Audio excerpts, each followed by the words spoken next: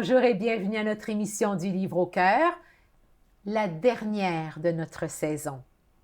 Je reçois aujourd'hui Jean Chapelot, un auteur dont je trouve le parcours extrêmement intéressant parce que, à mon sens, très significatif. Bonjour Jean Chapelot. Bonjour. Merci de m'accueillir ici. Ça va être un sujet là qui, je me sens toute fébrile. Et voilà, alors on se lance. Ouais. Jean Chapelot, vous êtes enseignant en technique d'éducation spécialisée au Cégep de Saint-Jérôme pendant 21 ans. Vous avez été. Oui.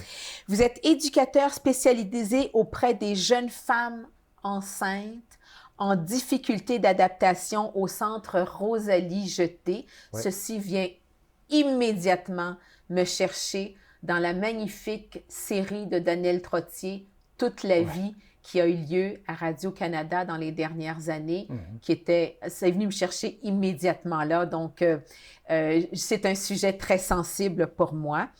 Vous faites partie de groupes communautaires, coordonnateurs auprès des jeunes contrevenants et en difficulté dans le cadre de la loi sur la justice pénale pour adolescents. Et je dis ça au présent, mais c'est peut-être passé, mais ça fait partie de votre bagage. Ouais, c'est ça, Vous avez animé des groupes de parents d'ados en difficulté. J'arrête là pour l'instant. Qu'est-ce qui a animé tout ça dans votre vie, Jean, ce don de vous-même, cet intérêt envers les difficultés des jeunes, peut-être leur détresse, Qu'est-ce qui a fait que vous avez voulu être un éducateur spécialisé là-dedans? L'impression que j'ai, c'est je viens d'une famille de 8 enfants. Ah! C'est déjà une grosse Donc, chose. c'est déjà un groupe, hein? C'est un groupe en soi. Oui. Je dis souvent, moi, j'habitais dans un foyer de groupe. Nous étions 8 avec mon père et ma mère. Je pense qu'il y a aussi le don de soi de ma mère, le don de soi de mon père, qui faisaient beaucoup de bénévolat, qui aidaient les voisins, qui nous demandaient d'aller aider les voisins. On faisait ça gratuitement. Puis j'ai toujours eu le souci de la justice, comme la justice sociale, ce qui fait que se retrouvait des clientèles en difficulté, j'avais l'impression d'aller redonner à quelqu'un, parce que chez nous, s'il y avait quelqu'un de juste, surtout ma mère, elle pouvait couper le sou en 8 parties, parce qu'on était 8 enfants, on avait chacun nos portions. J'ai l'impression d'aller redonner quelque chose à quelqu'un. J'ai toujours été attiré par cette clientèle. Même tout jeune, j'avais 10, 11, 12 ans, puis j'ai aidé les dames qui étaient au marché public, j'amenais les sacs, j'allais porter les sacs chez eux, des fois ils me donnaient une pomme, quelque chose comme ça. Puis il y a toujours eu un attrait pour aider le monde, écouter les gens. Vous avez été éduqué, vous avez grandi là-dedans. Oui. Vous avez baigné là-dedans. Oui. Alors pour vous, c'était presque naturel d'aller vers ce groupe de société-là. Oui, c'est ça. Mais vous avez choisi particulièrement les adolescents et adolescentes en difficulté. Et je retiens aussi, on va y revenir, et je retiens aussi le fait que vous avez pensé à aller au-delà de l'adolescent lui-même, de l'adolescente, mais des parents aussi. Oui. Et ça, je trouve ça très intéressant. Alors, plusieurs questions dans une même phrase. Pourquoi avoir choisi d'abord ces jeunes filles enceintes, ces jeunes adolescentes enceintes? Oui. J'enseignais au secondaire, j'étais dans les classes spéciales, puis j'avais des groupes de gars, et j'ai eu des groupes de filles aussi. Bon, mon enseignement était un peu particulier, beaucoup collé sur la réalité. Ces jeunes-là qui avaient des scolarités parfois de 5e, 6e année, secondaire 2, secondaire 3, qui avaient des grandes difficultés, des comportementales, des difficultés affectives. Des difficultés familiales aussi? Ah oui, oui, société? énormément. Beaucoup de D'accord. parents uniques, d'un milieu difficile, de la pauvreté qui se mettait là-dedans. Puis je m'apercevais qu'en étant enseignant, j'étais aussi éducateur spécialisé. Fait que quand j'ai commencé à enseigner au secondaire, j'avais mon baccalauréat en enseignement, j'ai décidé d'aller faire une formation d'éducation spécialisée. Fait que je suis retourné, on peut dire en arrière, je suis retourné étudier au cégep, puis je suis devenu éducateur spécialisé. Attendez, je vous arrête ici. Parce que vous aviez le désir, peut-être contrairement à beaucoup de professeurs qui se désistent de ce rôle-là, vous sentiez les jeunes en difficulté, vous aviez le désir non seulement de leur enseigner la matière qu'ils devaient apprendre, la matière scolaire, mais vous aviez envie de les aider à cheminer dans, Oui. dans leurs études, mais dans leur vie aussi. C'est ça que je Oui, comprends. oui, dans le vie aussi, parce que je OK. rencontrais souvent les jeunes. Finalement, je te payais peut-être 35 heures semaine, j'en faisais 70, mais Ah il y oui, avait quelque chose qui sûrement. m'attirait beaucoup dans leur vécu, puis qu'il n'y avait personne à qui le dire. D'où aussi toute la notion de la paternité qui est venue en ligne de compte, parce que souvent mes étudiants me disaient, ils se trompaient, puis ils disaient Hey, père, viens ici. Là, ils disaient Jean. Ah! Après ça, il devient un peu rouge, parce que j'avais Ah! l'impression d'être un peu leur père des fois.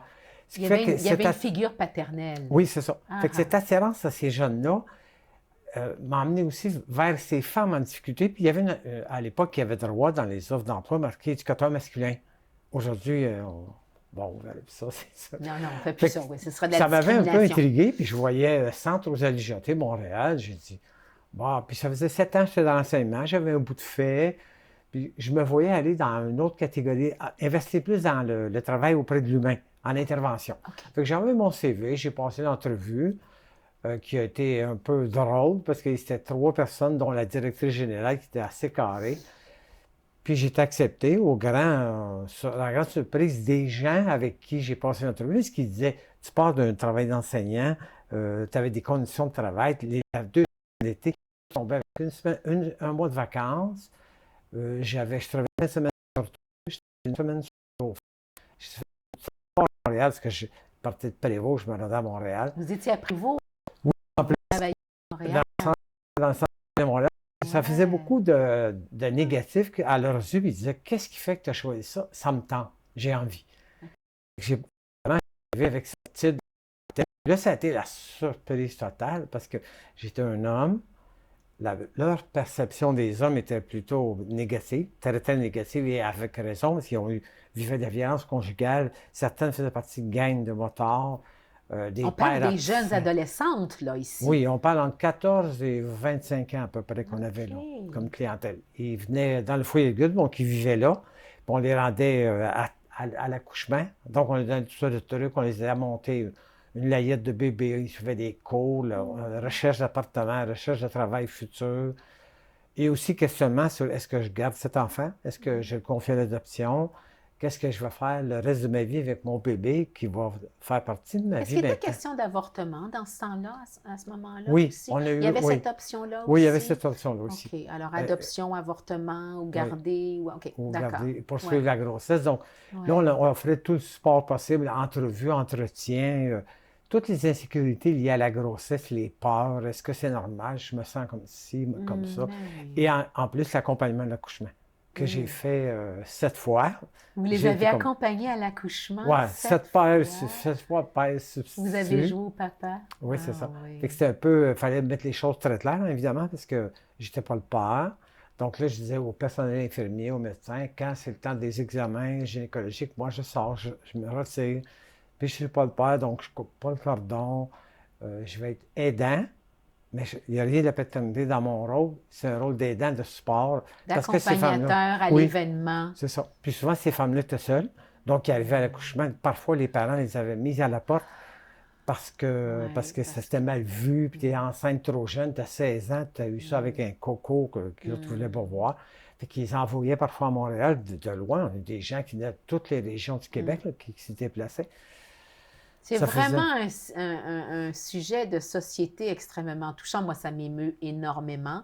Ça me touche énormément, d'où d'ailleurs mon intérêt pour cette série Toute la vie que j'ai regardée là, du début à la fin et qui m'a vraiment émue, que j'ai trouvé que c'était une série extrêmement émouvante, intelligente, instructive et nécessaire dans la société.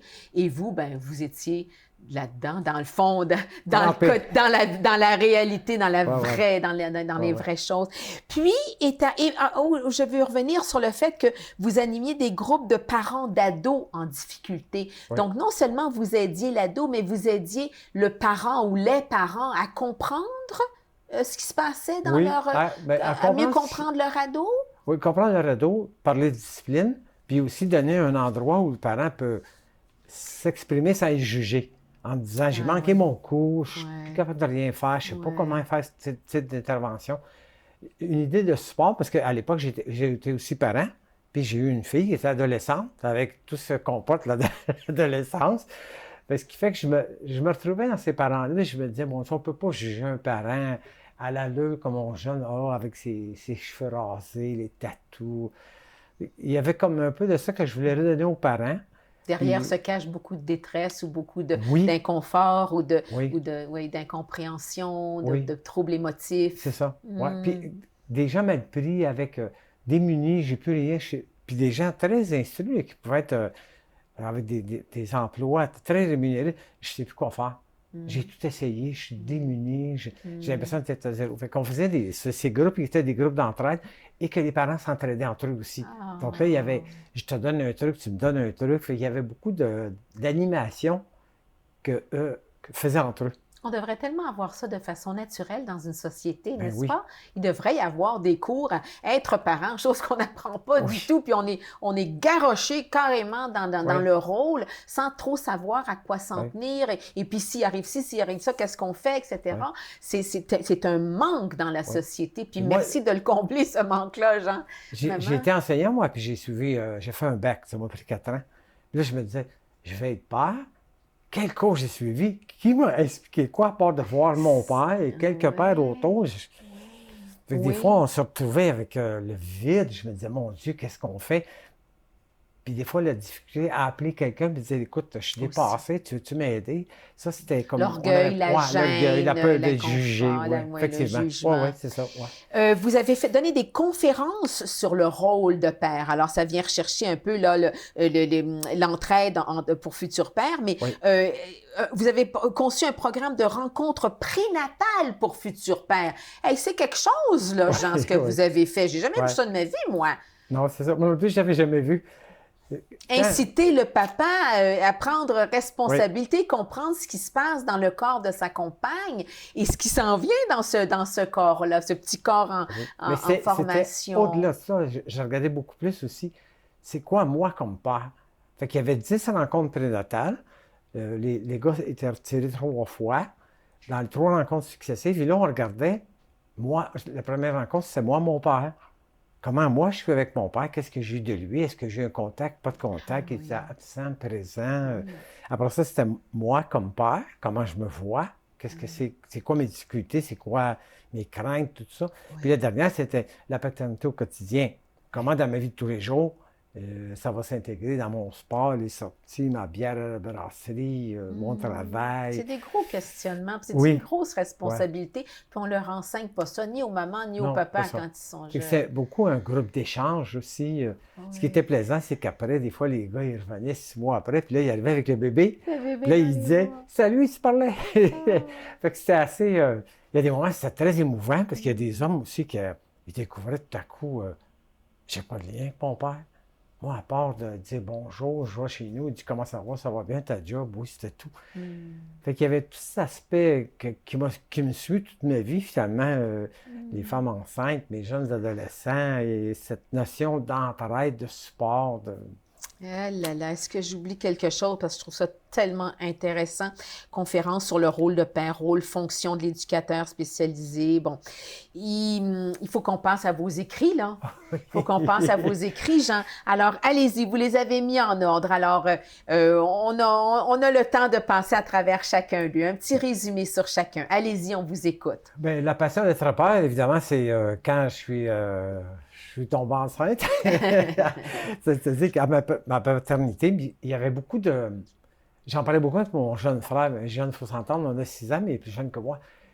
Puis on se parlait de paternité, puis on se disait, mon Dieu, on s'en va où avec cette histoire? Puis lui, après ça, sa femme est tombée enceinte. Puis là, il se disait, on fait quoi avec la paternité? On n'a rien, personne, on ne sait pas. Il n'y a pas de gars qui parle de ça. Puis moi, ben, j'avais écrit plein de réflexions, plein de choses qui me faisaient vivre ma paternité. Finalement, j'ai décidé d'écrire là-dessus. Là, je parle un peu dans ce livre des rencontres prénatales que j'avais fait. J'amène des exemples d'hommes, je cite des auteurs aussi. Puis je parle de mon vécu tous les jours. Qu'est-ce que ça veut dire? Quelle sorte de père je suis? Puis comment on peut être un père en étant encadrant, donc la loi, si on parle au niveau du père, mais aussi en même temps, tout l'aspect chaleureux, je m'implique, je suis vulnérable. Puis je donne un exemple dans mon livre. Il y a une journée, je ne filais vraiment pas. Ma fille avait peut-être 3 ans. Puis j'étais assis sur le divan, elle vient à côté de moi, puis elle dit « Oh, papa, ça va pas bien? » Puis elle me prend par le cou, puis elle me colle sur elle. C'était tellement que je me disais, mon Dieu, c'était ça pour moi, la paternité. Il y avait cet aspect-là d'être vulnérable face à son enfant ou face à quelqu'un d'autre.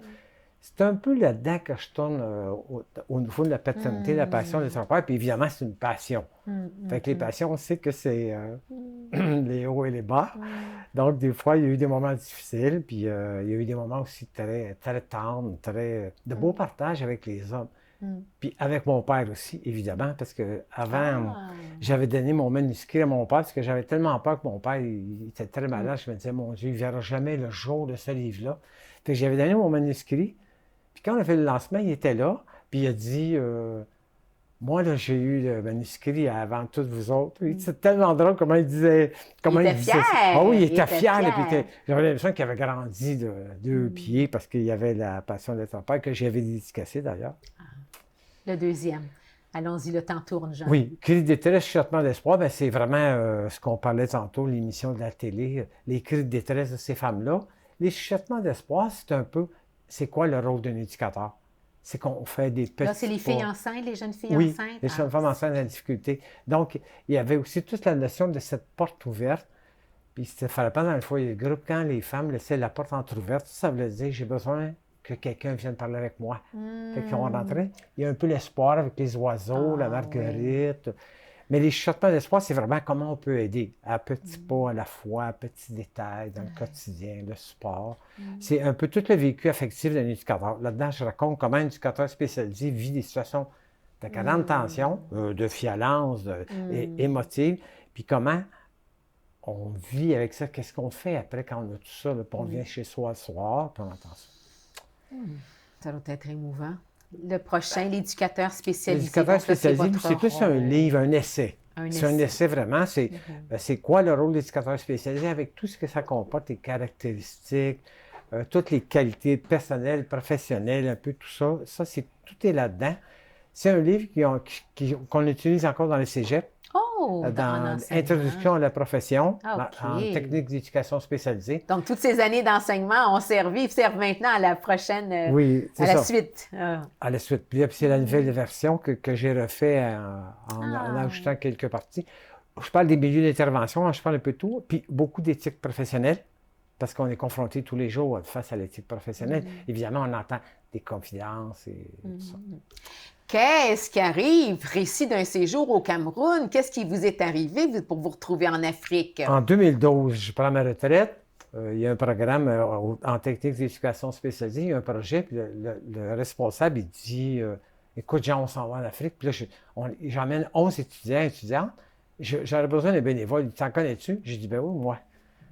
Sur le bord de la porte, à côté sur le cadrage de la porte, je lui ai dit ça. J'avais pas une parlé décision de ça. Prise rapidement. Oui. Ça avait toujours été le rêve de ma vie d'aller à l'international travailler. Fait qu'on est allé là 9 semaines. On vit dans le village avec rien du tout. C'est-à-dire pas d'eau courante, pas de douche. On vivait chez les gens, on mangeait ce qu'ils mangeaient. Je raconte le choc culturel, tout ce qui nous arrive de nouveau, puis aussi le retour au Québec. Dans notre luxe et dans... Et au travers de ça, l'enseignement, comment se fait l'enseignement en Afrique, etc., qui ne ressemble pas nécessairement au nôtre. Et vous avez apporté beaucoup, vous avez partagé, vous avez... et puis le retour, oui, c'est ça, le choc culturel du retour. Le choc culturel du retour, ça doit être dépaysant, disons. Facile 2-3 mois à me rétablir au Québec, à ne pas voir toutes les lumières allumées, les gens qui arrosaient leur asphalte, parce que là-bas, on n'avait pas d'eau courante, on n'avait pas de douche, rien. C'est quelque chose. C'est dérangeant. Oui, c'est très dérangeant. Et le bonheur de ces gens-là. Et c'est un beau livre. C'est un très beau livre. Enfin, La vengeance. Roman policier. Ah, un roman policier. Là, on s'en va ailleurs, complètement. Oui. Ah oui, complètement. Là, c'est la fiction. Les 2 prochaines, c'est la fiction que j'avais jamais osé, que je faisais chez nous. J'écrivais dans l'ordi, je mettais ça avec des petits papiers à la cachette. Là, vous éclatez, là, on s'en va ailleurs. Ouais. C'est la réalité, là, éclatons-nous un peu. Oui, un peu la folie. Un peu la folie. Ça fait du bien, sûrement. Pardon? Ça fait du bien, sûrement. écrire de la fiction, je trouve que c'est laisser s'évader le fou qu'on a en soi. On le retient tout le temps, le coup, il sort. OK. Allez-y. Un jeune qui a vécu l'intimidation, évidemment, j'ai eu des modèles de quand j'enseignais au secondaire, que j'ai imaginé devenu plus vieux. Qu'est-ce qu'il fallait avec tous ces souvenirs où il avait été tabassé quand il était jeune? Puis... Fait qu'il est un peu là-dedans, il décide de retrouver ces gars-là par Facebook et il les séquestre. Puis dans le tout fait de l'histoire, il y a beaucoup de rebondissements, ça va très vite, l'action roule assez rapidement. Puis il leur fait vivre des semblants de ce qu'il avait vécu. OK. Avec un peu d'humour aussi là-dedans, puis un Donc- personnage très tordu, évidemment, avec tout ce qu'il a vécu comme intimidation, ça l'a complètement... Ben, c'est de la science-fiction, mais basée sur votre réalité Oui. de vie d'enseignant, Oui, oui, d'accord. Ouais. OK. Le fils chouchou à sa maman, ça, c'est votre Le dernier. tout dernier. Ouais, il sort, lui, bientôt. Là, il va sortir de Vous avez un l'imprimé. lancement le 25 octobre. Parlez-en. Oui, Parlez-en. Le 25 octobre, c'est le lancement. À Ouais, quel c'est ça. endroit? Ouais, je le fais à Prévost, au pavillon Léon Arcan. D'accord. J'ai invité plein de gens. Ça va être le lancement du fils chouchou à sa maman, qui, le titre le dit, hein, ça ne fait pas très sérieux. Donc là, on tombe un peu dans l'humour. Oui, mais quand même, c'est quand même quelque chose de particulier. Le fils chouchou à sa maman Oui, pour c'est les ça. frères et sœurs à côté, peut-être. Oui, donc, il Allez-y. est seul enfant, mais Ah, la problématique se pose avec le père, qu'on retrouve ici sur la pochette. OK. Et là, il y a des situations humoristiques. Il apparaît une auberge un peu particulière, un voisin voyeur, la mère qui est une ancienne enseignante ratée qui devient un peu olé, elle sort dans les bars, et est entraînée par sa voisine dans toutes sortes de petites aventures, ce qui fait que ça rend le roman un peu fou, un peu drôle. Bon, c'est l'humour. Puis j'ai aimé ça, essayer d'aller voir. Ça vous a fait du bien? Oui, ça sort parce qu'on là, on s'éclate complètement, on fait des complètement fou. C'est un projet qui date de 1991 que j'avais, quand j'avais suivi un cours en création littéraire. Mon Dieu, ça fait 30 ans, Oui. là, que ça mijote. En création littéraire, le prof était rentré et avait dit je mets un mot au tableau, vous écrivez une page, on avait 20 minutes. L'écriture automatique qu'on appelle à l'époque. Il y avait marqué l'auberge de l'Étoile. L'auberge de l'Étoile. De l'Étoile. J'étais resté figé 15 minutes facile, puis il me restait, 5 minutes pour écrire une page. Puis là, tout à coup, ça l'avait débloqué. Puis j'avais gardé cette page-là OK. dans la poussière. Vous saviez que ça pouvait peut-être aller ailleurs. Oui, puis c'était inconscient. Il est ressorti avec un autre titre, mais l'auberge de l'Étoile est là-dedans avec... J'aurais aimé retrouver mon prof, mais je suis sûr que... Il y a des profs qui sont marquants, n'est-ce pas? Oui. Comme vous êtes conscient que vous avez dû en marquer plus d'un et plus d'une, n'est-ce pas? Oui. Ça vous fait quoi? C'est très flatteur, c'est très émouvant aussi, parce que j'étais au restaurant, je me souviens, il y a peut-être 7-8 ans, puis il est arrivé un homme de 45-50 ans, puis qui avait 2 enfants, puis il me dit « Jean Chapelot, mon professeur au secondaire. » Moi, je le regarde, puis quand il m'a donné son nom, ça me claque, j'ai claqué dessus tout de suite, c'était exactement lui. Puis il m'a présenté ses enfants et sa femme, puis il dit « C'est mon professeur, il m'a tellement aidé. » C'était tellement... Il y a quelque chose d'un peu... je dis émouvant, mais aussi... Réconfortant, oui, c'est ça. D'avoir fait sa marque dans toute l'énergie qu'on a mis sur quelque chose ou quelqu'un. Une petite graine à chacun, j'ai l'impression qu'il a fleuri à sa façon. Quand on dit que les professeurs marquent, c'est pas le but de chacun et chacune, parce que tout le monde ne se donne pas cette peine-là. Beaucoup ne font qu'enseigner ce qu'ils ont à enseigner, mais tant d'autres aussi qui sans penser à nécessairement marquer, donnent tellement d'eux-mêmes pour enseigner la matière de façon intéressante et attirer l'attention des jeunes ou des élèves qu'on ne se rend pas compte de la marque qu'on fait. Mais puis c'est comment ils aiment ça aussi. Moi, j'ai eu 2 profs au secondaire, comment ils aimaient leur matière, comment ils aimaient être présents en classe. On sentait qu'ils étaient là il y avait l'argent, mais il y avait le plaisir d'être avec nous. Ça, moi, j'ai collé ça rapidement. Déjà, moi, en secondaire 3, je savais que j'étais enseignant. J'avais dit à ma mère, je vais aller au cégep, puis je vais aller à l'université, je veux enseigner, j'aime ça enseigner. Fait que c'est resté, ça c'est un peu mon père aussi, qui était un bon enseignant, parce qu'il était menuisier, puis quand il nous expliquait les choses, c'était toujours très clair. Très pédagogique. Oui, puis il aimait son métier. Fait que j'ai eu des profs marquants à l'université, au cégep, que je me rappelle aujourd'hui encore, qui ont été des mentors dans ma vie. C'est vraiment une scène de mentorat, je pense, qui s'était inscrit avec ces gens, ces hommes et ces femmes-là. C'est donc qui était assez merveilleux comme démarche. Qu'est-ce que vous aimeriez voir changer auprès des jeunes après toute cette expérience, tout ce cheminement? Qu'est-ce que vous voudriez voir changer en tant qu'enseignant spécialisé? Dans le monde peut-être de l'enseignement Ouais, spécialisé, de la technique d'éducation spécialisée. Là, il y a un beau guide ici, là. ouais, ouais. Mais qu'est-ce que vous voudriez qui se transforme? Moi, je pense Parce que qu'il le faut... monde reste quand même ce qu'il est, n'est-ce pas? Oui, oui, oui, Hein? oui, Ça continue, oui. là. C'est Moi, je pas pense qu'il fini, faut ça. qu'on ait ces gens-là passionnés de leur travail, qui puissent transmettre la passion du travail qu'ils ont, la passion d'être avec les gens, la passion d'aider les gens. L'enseignement, c'est une relation qui s'établit. Je pense qu'à partir... On va avoir tout l'audiovisuel qu'on veut, aujourd'hui, on appelle plus ça comme ça, là, Oui, mais la technique, la la- technologie. oui, la technologie, toutes les tic-tac-toc, mais il reste que c'est le lien, c'est la relation. Moi, je pense que c'est ce qu'il faut dans l'enseignement. Quand cette relation est établie, on peut passer à peu près toutes les matières qu'on veut, parce qu'il y a quelque chose qui s'installe avec le... Puis moi, j'ai enseigné des Un matières qu'on rapport. jugeait plates à l'époque. Le français à des jeunes en difficulté. Puis on a Faut le réussi faire. à faire plein de choses. Les jeunes, ils écrivaient, je les faisais lire Edgar Allan Poe, des histoires à faire peur. Ils lisaient des revues de mécanique, ils lisaient des revues de moto, mais ils lisaient, ils aimaient ça parce que moi, j'aimais ça, j'en parlais. Fait qu'il y avait quelque chose de... Je pense l'enseignement, et puis le monde des jeunes en difficulté, il faut aussi qu'il y ait des humains qui s'adressent à eux. Autrement que de dire, moi, j'ai un jeune en trouble de comportement, j'ai un jeune autiste, j'ai un jeune déficience intellectuelle, Ouais. à dyslexie. Puis trouver la solution dans les pilules, C'est ça. ou dans la Il y a un humain, médication. c'est ça. Il y a un humain derrière tout ça. Il y a l'humain Il y a qui des a des émotions. caractéristiques différentes. Il y a des émotions, il vit, puis il aime qu'on oublie. On oublie complètement que ces enfants-là aiment. Moi, j'avais des bricoleurs, j'avais des chasseurs, j'avais des mécanos, Vous j'avais leur de avez tout. fait sortir probablement, vous avez réussi à les faire sortir le meilleur d'eux-mêmes, peut-être, ce Ouais. qu'ils avaient vraiment raconté. Je réalise que mes mains ont été serrées comme ça tout le long de C'est l'émission. inquiétant.